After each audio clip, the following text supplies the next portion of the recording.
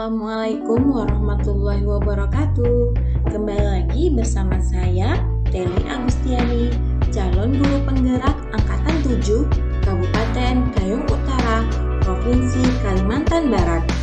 Pada kesempatan kali ini, saya ingin menyampaikan hasil refleksi diri saya dari koneksi antar materi modul 1.1 dan modul 1.2 yang menggunakan model refleksi 4P yang dikembangkan oleh Dr.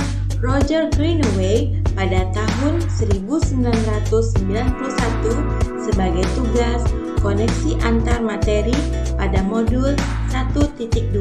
Saya memaknai kata-kata dari Benjamin Franklin, yaitu jika kita gagal merencanakan, berarti sama saja kita sedang merencanakan kegagalan. Ini berarti sama dengan yang sedang kita lakukan saat ini pada program guru penggerak. Rencana dan strategi perubahan yang kita rancang harus dipikirkan dengan matang agar rencana dan strategi tersebut tidak hanya berada di atas kertas saja, tapi kita lakukan dan kita terapkan secara berkesinambungan. Pada kesempatan kali ini, saya diajak untuk merefleksi diri saya dengan model refleksi 4P yang dikembangkan oleh Dr. Roger Greenaway tahun 1991, yaitu peristiwa, facts, perasaan, feeling, pembelajaran, finding, penerapan ke depan, future. Dengan menggunakan model 4P ini, saya tidak hanya merefleksi diri, akan tetapi saya meresapi perasaan yang saya rasakan, kemudian menemukan permasalahan yang ada, dan merancang solusi sebagai penerapan untuk kedepannya. Setelah saya menjalani pembelajaran dari modul 1.1 hingga modul 1.2 ini, berikut adalah hal yang menjadi pembelajaran bagi saya. Peristiwa, momen yang paling penting atau menantang atau mencerahkan bagi saya adalah dalam proses pembelajaran modul 1.1 hingga modul 1.2 adalah bagaimana seharusnya seorang guru memperlakukan dan memberikan pelayanan kepada peserta didiknya. Berdasarkan modul 1.1 yang berjudul Refleksi Filosofis Pendidikan Nasional Ki Hajar Dewantara, saya dibawa untuk memahami tentang Trikon Ki Hajar Dewantara, di antaranya Ing Arso Sungtulido, Ing Madyo Mangunkarso, Tutwuri Handayani. Di depan menjadi teladan, di tengah membangun semangat, dari belakang mengamati dan menjadi pamong. Selain itu, saya juga mendalami makna kata menuntun peserta didik, di mana sebelumnya saya lebih kepada menuntut daripada menuntun peserta didik. Tentunya hal ini menyadarkan saya bahwa yang saya lakukan selama ini masih keliru dan harus diperbaiki. Kemudian, peserta didik bukanlah lembaran kertas kosong atau botol kosong yang kemudian kita sebagai guru dan orang tua yang mengisi kertas kosong atau botol kosong tersebut, melainkan mereka sudah membawa kertas kosong yang sudah berisi garis-garis samar. Nah, garis-garis tersebut ada yang bernilai kebaikan dan bernilai keburukan. Dan tugas kita sebagai guru adalah untuk menuntun peserta didik kita menebalkan garis-garis kebaikan tersebut dan membiarkan garis-garis keburukan untuk tetap samar selamanya. Selanjutnya, saya mempelajari modul 1.2 yang berjudul Nilai-nilai dan Peran Guru Penggerak. Akan tetapi, di dalam modul 1.2, saya tidak hanya memahami nilai dan peran guru penggerak saja, akan tetapi pada bagian eksplorasi konsep, saya juga belajar cara kerja otak, 5 kebutuhan dasar manusia, tahap perkembangan peserta didik, dan diagram identitas gunung es. Materi-materi tersebut juga membawa saya untuk merefleksikan diri bahwa saya masih sering menggunakan cara kerja otak cepat daripada cara kerja otak lambat ketika mengambil keputusan atau ketika menghadapi peserta didik saya. Kaitan antara modul 1.1 dan modul 1.2 yang saya pahami adalah kita sebagai guru tidak bisa menyamaratakan peserta didik karena mereka merupakan benih-benih unggul yang sudah memiliki kodrat alamnya masing-masing dan membutuhkan penanganan yang berbeda-beda, serta mereka bertumbuh dan berkembang sesuai dengan kodrat zamannya masing-masing. Kita sebagai guru diberikan pencerahan dan pemahaman untuk memberikan pelayanan dan pendampingan terbaik bagi peserta didik, serta memberikan kinerja terbaik dengan menjalankan dan menerapkan nilai-nilai dan peran guru penggerak dalam setiap pikiran, perkataan, perbuatan laku kita dalam roda kehidupan dan roda dedikasi kita untuk pendidikan Indonesia yang merdeka dan lebih baik ke depannya.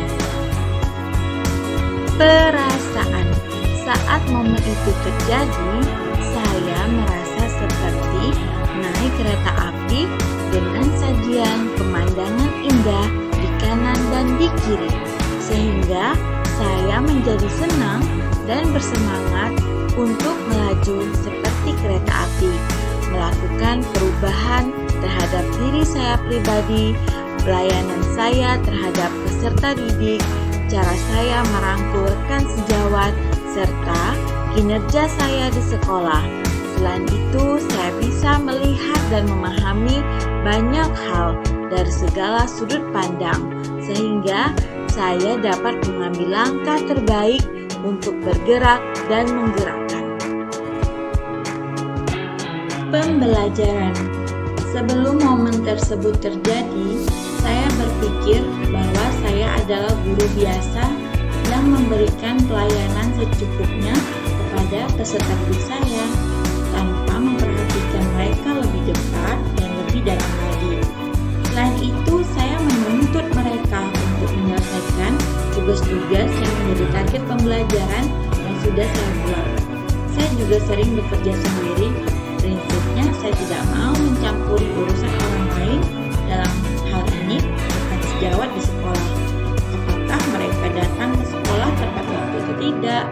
Apakah mereka rajin datang ke sekolah atau tidak? Apakah mereka mengalami kesulitan atau tidak? Yang penting tugas dan tanggung jawab saya sendiri selesai dan tuntas. Saya juga tidak terlalu memperhatikan lingkungan sekolah. Intinya saya datang ke sekolah, tugas saya adalah mengajar.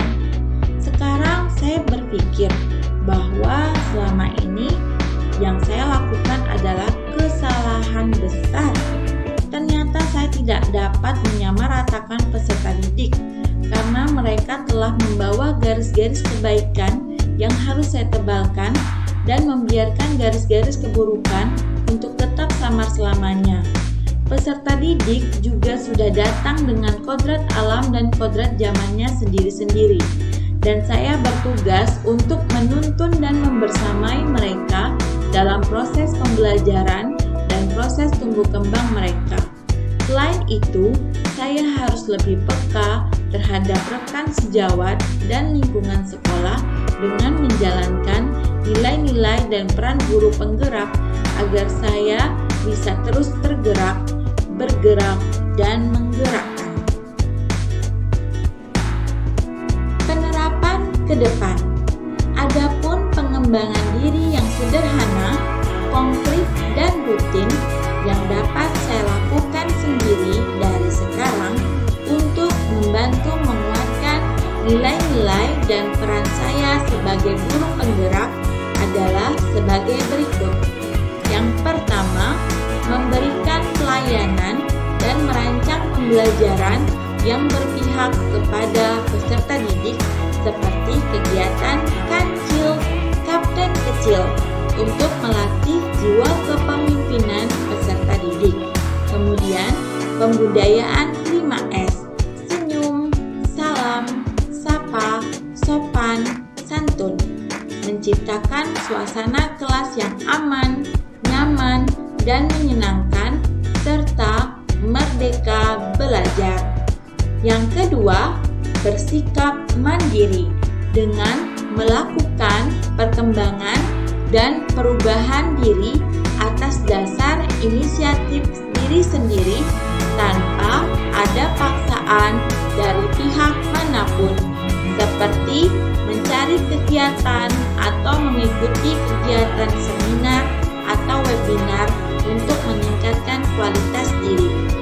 Yang ketiga, meluangkan waktu untuk merefleksi diri agar dapat memperbaiki kesalahan yang telah dilakukan, serta meminta rekan sejawat memberi umpan balik terhadap kinerja, kemudian meminta kepala sekolah untuk melakukan supervisi untuk menilai kinerja pembelajaran di kelas dan di sekolah.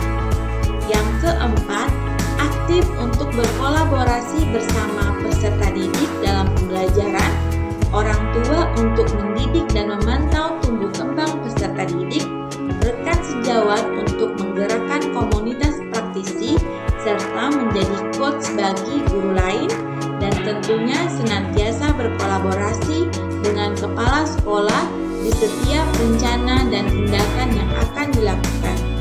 Yang kelima, melakukan perubahan atau inovasi dalam kegiatan pembelajaran, suasana kelas, cara belajar, meningkatkan kualitas diri agar dapat menjadi pemimpin pembelajaran yang lebih baik. Saya telah membuat surat apresiasi atau surat rasa terima kasih kepada Bapak Muhammad Hamid, rekan calon guru penggerak Angkatan 7 Kabupaten Kayong Utara, Provinsi Kalimantan Barat.